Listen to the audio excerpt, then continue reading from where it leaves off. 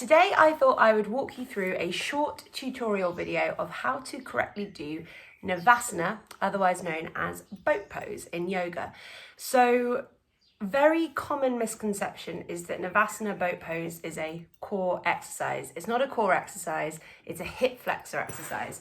You should really be feeling it mainly deep in your groin here and kind of through into your thighs. If you're feeling it excessively around in your stomach and abdomen area, you are tipping backwards through your pelvis.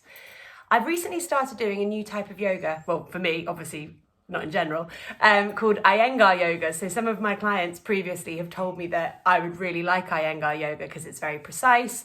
It's making sure that people are using props so that they are not moving further ahead than what their body is ready for. So lots of people kind of lead themselves towards injury because they're doing things that they are just simply not ready to do.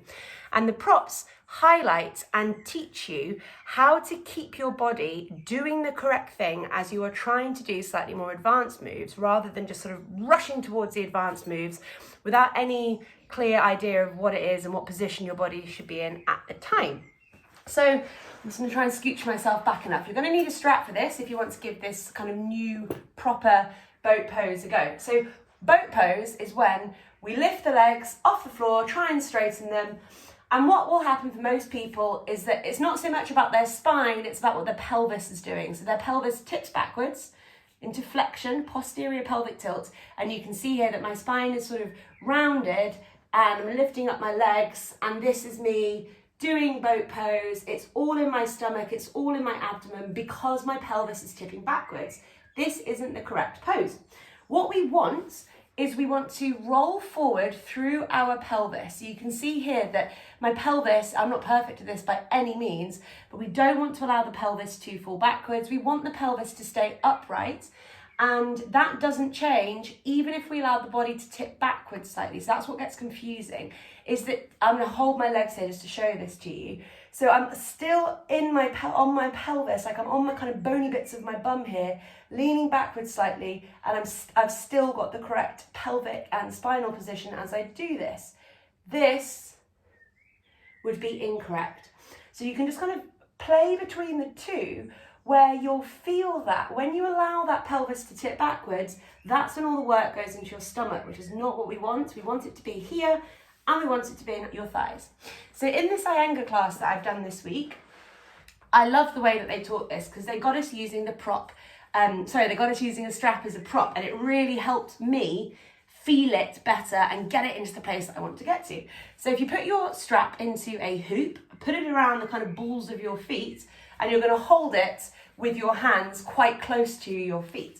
And then roll yourself up. This is not about your spine, this is about your pelvis. So don't think about what your spine is doing, it kind of doesn't matter. Roll yourself up in your pelvis. My spine automatically changes because of what my pelvis is doing. So don't think straight back, think pelvis upright. And then teetering on the edge of that pelvis, that's when you can then try and straighten your legs. So you can see here that this looks quite different to the pelvis tipping backwards, which I'll do in a second. And I'm trying to straighten my legs, but it doesn't matter even if my legs are a little bit bent. Don't worry about that. You're trying to straighten them, but it really doesn't matter. And when I'm doing this correctly now, this is all about just tilting on the edge. This is all about this big shake in the quads and in the hip flexors. There's really nothing going on in my stomach area at all because my abdomen isn't responsible for hip flexions. There's a little bit of stabilization going on there, but it's not like a heavy contraction of the abdomen. However, if I was to flop backwards through my pelvis, that automatically puts it back into my stomach. So think about that pelvis. You're tilting on the edge of the bones, your sit bones basically, as you're doing this.